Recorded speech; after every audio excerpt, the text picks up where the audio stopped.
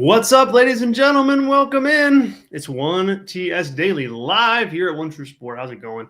I'm your host, Zack Heydorn. Super pumped to be here. Sorry about yesterday, man. You know, sometimes, as you guys know, the day just gets away from you. And the day job came calling, so had to take care of a little bit of business. But I am glad to be back here in the host seat today. It's Thursday, January 16th, 2025, halfway through the month.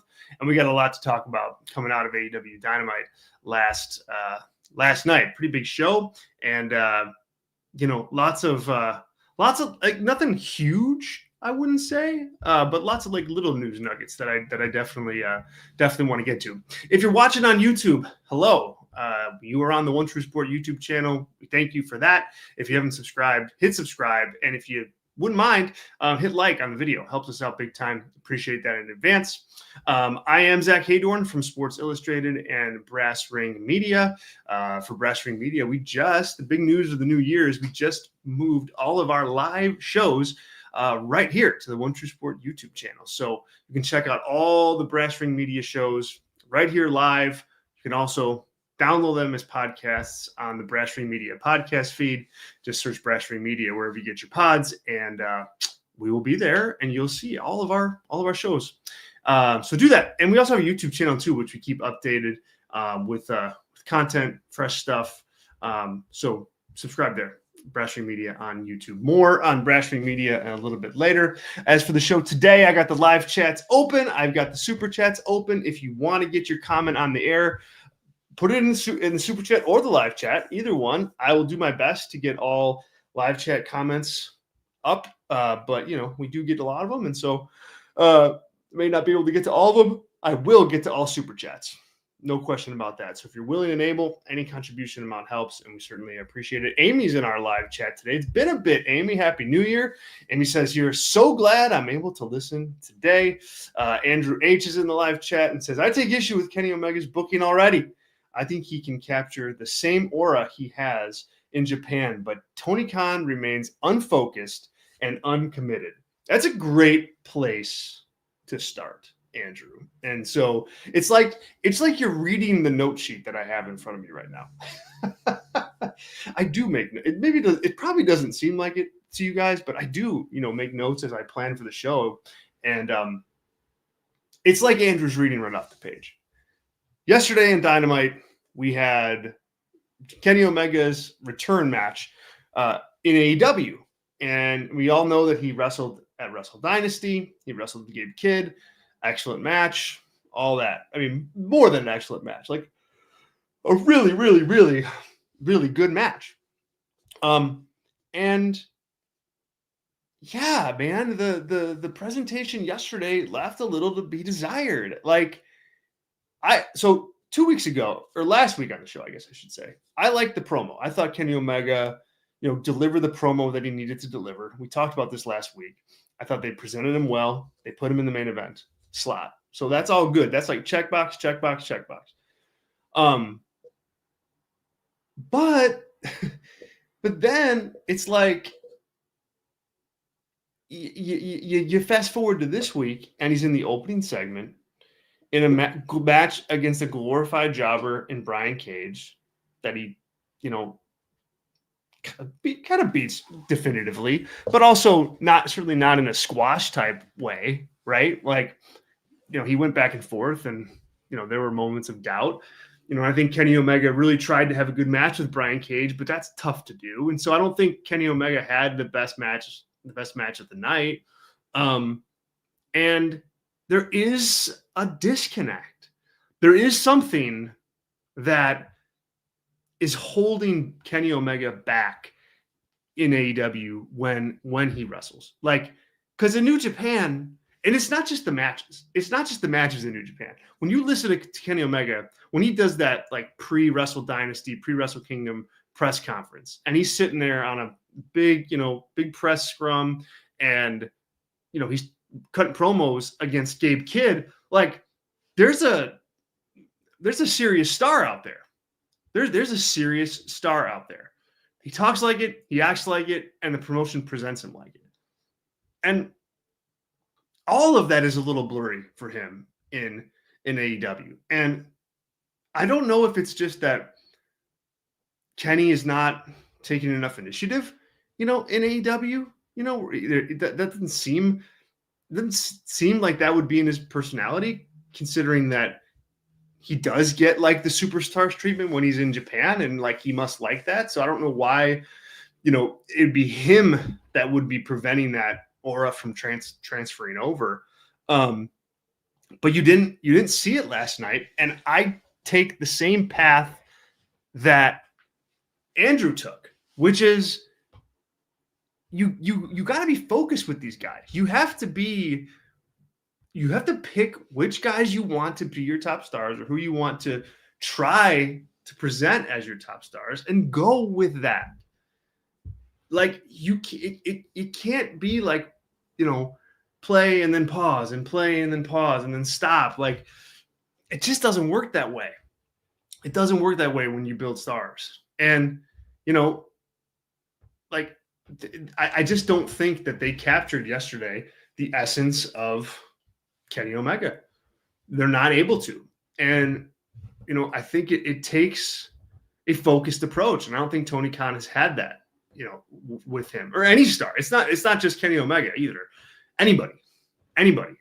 Omega, like, the only person that I think has gotten, a clear and consistent and long path of focus. Although there's, there are windows of his AEW run too that are kind of blank, and that's Jon Moxley. I mean, 9 times out of 10, Moxley knows who he is. He's in a big segment. He's in big matches. He wins, right? I mean, like that 9 times out of 10 that happens. And so you got to pick. Yes, you can have ensemble stars. WWE has an ensemble cast right now in a lot of ways with Roman Reigns and Cody Rhodes, but those guys are the top stars.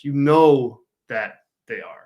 And I think in AEW, you've got a lot of stars that people think maybe are the top stars.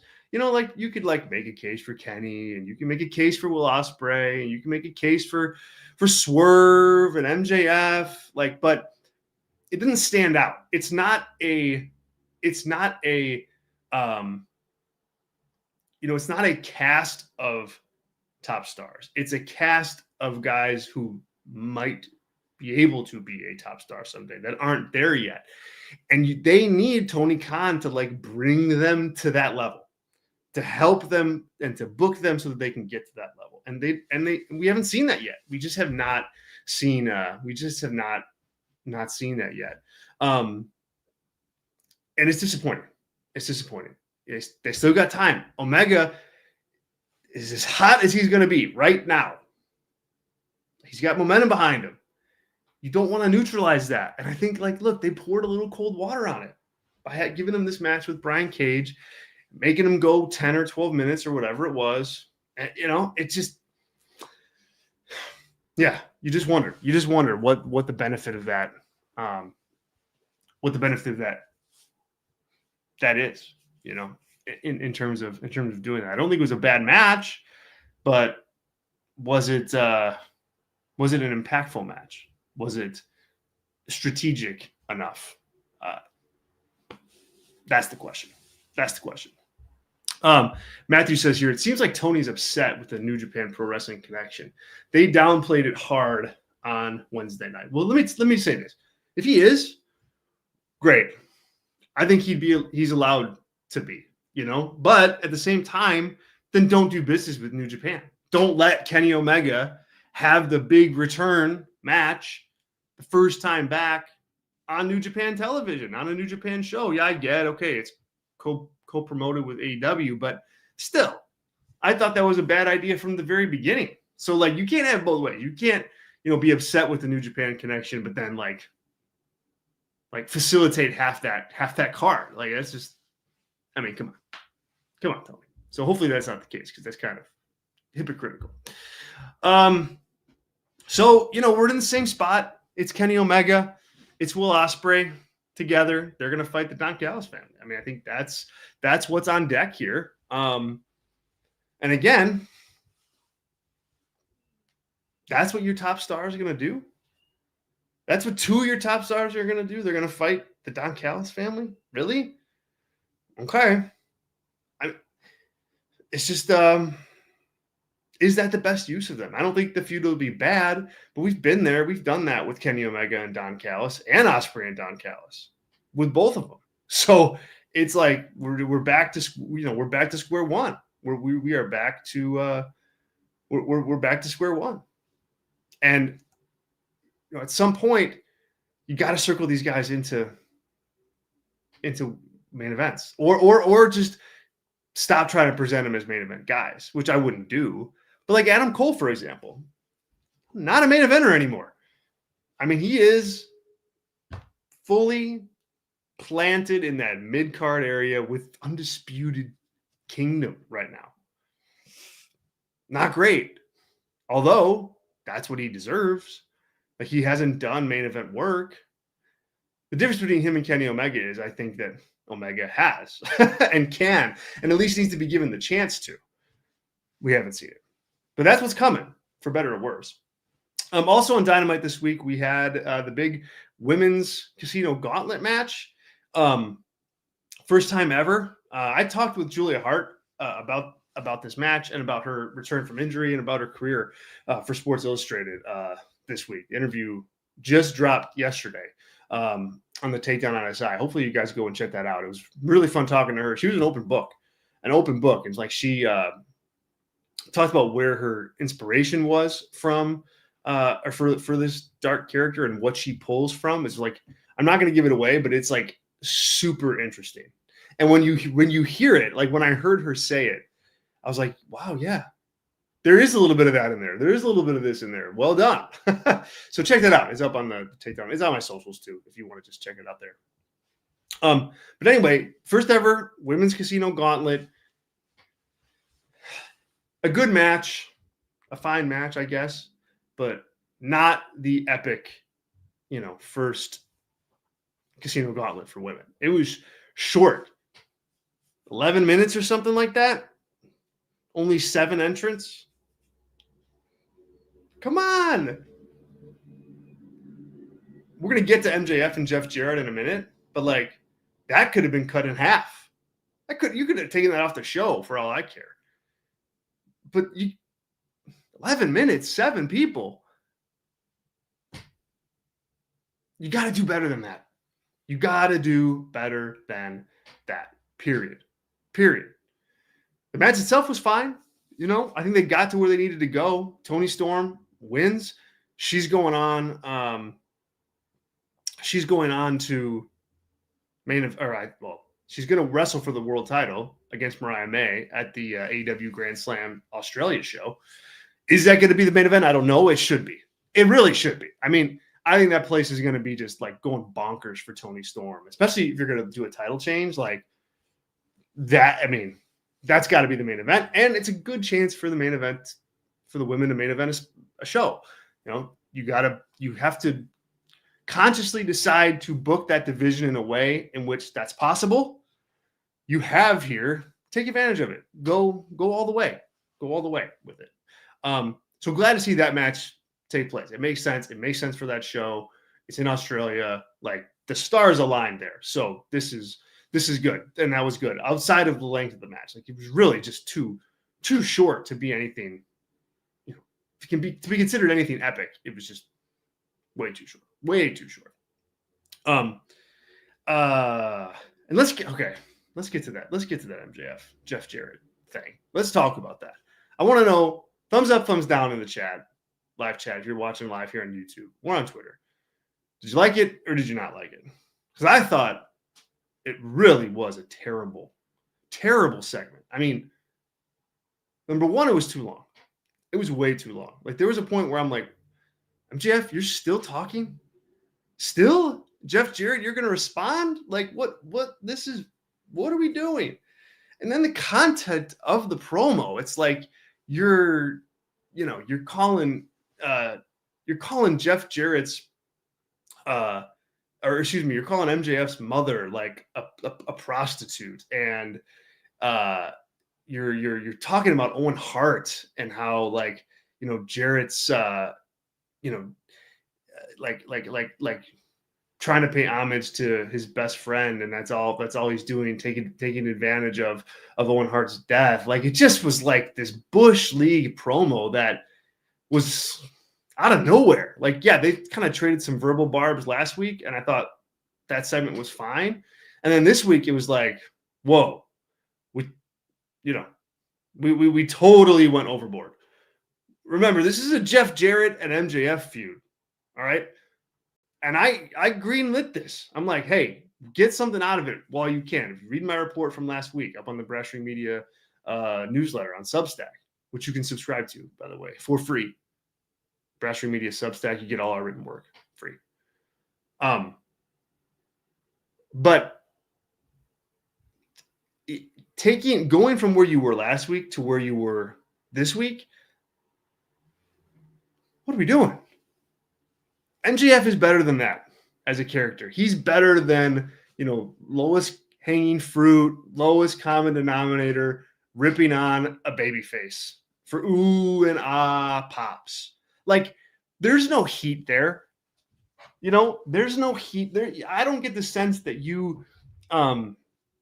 that fans really want to see Jeff Jarrett just like beat up MJF now, right? Because Jeff Jarrett was just as bad. He tried to dish it out the same way that MJF did, which I don't really think is Jeff Jarrett's like gimmick. Like he tried to present himself as his last outlaw, like, hey, I've been saying this kind of thing and talking like you for years, and like he really hasn't. Like if you watch his career, that has not been his thing. But there he is, like trying to, again, make fun of MJF's upbringing and the fact that his mom is a hooker, and like it just was so silly. I can't even like regurgitate it because it's just so silly, and so over the top and too much and Bush League. That's the best way to describe it, is Bush League. It's just like, what can we do to kind of like maybe generate some ooh and ah reactions, but not build the match, not build our stars, not build our characters. Like it didn't do any of that. Both guys, I thought, walked out of that segment just looking like blah. It was so pointless. It was so pointless. I think a match isn't even scheduled. It's just really low point of the show last night. If you haven't seen it, you don't need to see it. I think I just gave you the gist of it right there. But if you haven't seen it, watch it and just, let me know what you think, because in the comments, because I watched this going, wow, AEW's got nothing else. They got nothing else for one of their top guys, and all they can do is have MJF go out there and rip on the crowd, and like take pot shots at Jeff Jarrett. Big whoop. Matthew says here, thumbs down. I'd say that's a definitive thumbs down. Many thumbs down. Andrew says Jeff Jarrett is not thumbs down or up. He's the human fast forward button at 57. Has no business lined up with Max. So like, it depends on what form, If last week they were going to do a little promo and this week you do the match, okay, I'm good with that. As I said, like I think you can get, something out of this match. But now it's trying to be so much more than it actually is. And that's the problem. That's where I do agree with you, Andrew. Matthew says here, how is Martha Hart cool with that? WWE can't put him in the Hall of Fame. Well, no, WWE cannot put him in the Hall of Fame. And so Martha says that that's okay. And so, I think that they should, of course, take her lead on that. You do what she wants. I'm assuming that they asked Martha Hart and she was cool with that. It doesn't make it good for them to do. Even if she's cool with it, doesn't make it good for them to do. And it wasn't. It wasn't. Yeah. E is here. It says big MJF has been a big thumbs down since his horrible babyface run. That's for sure. That's an understatement. When you're going into like in the middle of his world title reign, when he's wrestling Bryan Danielson last year with the title on the line, you're thinking like, wow, this is a generational star, you know. And now, fast forward a year, I mean, talk about somebody who's cooled off. Like, goodness, super. I mean, ice cold in my opinion. And now he's just, you know, he's 27 or 28 or whatever he is, and he's already just like playing the hits. You know, I'll rip on you, you rip on me, I'll rip on you, you rip on me. That's it. You gotta be more than that. You have to be more than that. And MJF is, and that's the sad part. That's the sad part. He is. Let's see here. Yeah, okay, we got all the live chat. All right. And then in the main event, you had Jon Moxley successfully defend his AEW World Championship against Powerhouse Hobbs. Hobbs got a lot here. They gave him quite a bit, not so much in the form of like real threatening offense on Moxley, but he kicked out of Paradigm Shift. It took like 2 shots to the head with the briefcase to beat him, and then he, you know, passed out. So that's a fine use of Powerhouse Hobbs. You get a main event out of it. I liked it. And at no time did you think that Jon Moxley was going to lose that match. The question now is, what do you do with Powerhouse Hobbs next? So often we've seen like mid-level stars like Powerhouse Hobbs get built up a smidge. They have the big match, they lose the big match, and then they fall off, and then they're nowhere to be seen for months and months and months. The AEW's got to fix that. Like, do you like Powerhouse Hobbs enough to continue pushing him, or do you not? I think they should. I think they should put some juice behind him. I thought he was really good in the promo videos yesterday. He came across as like a guy. I don't know. I was watching those videos being like, man, Powerhouse Hobbs can talk. Why do we never hear him talk like this live? Maybe he can't do it live. I don't know. But either way, there's an opportunity there to, you know, use his personality to sell the character and to sell his matches. You can't just forget about these guys. They need a push. They need a push. And now you've generated some momentum with Powerhouse Hobbs. Yeah, he lost. No biggie. You're losing to the world champion. Go on to something else. What's next? What is next? That's the question. Maybe it's Claudio. You know, maybe it's some kind of, you know, grudge match with Claudio. He's part of the Death Riders. There's a connection there. It's not Takeshita, because Takeshita, you know, of course, is you know, kind of in mix with the Don Callis family and Kenny Omega and Ospreay. So maybe it's Okada. You know, maybe you know, put him in for the Continental Championship with Okada. I don't know, but you got to do something. You can't these guys can't fall off the map the way they do so often. So yeah, I thought AEW Dynamite was a good show yesterday or last week. Excuse me. And yesterday I thought was really flat, not a lot of development. And just kind of blah. I did like the venue though. AEW is smart for running these smaller, kind of unique looking venues.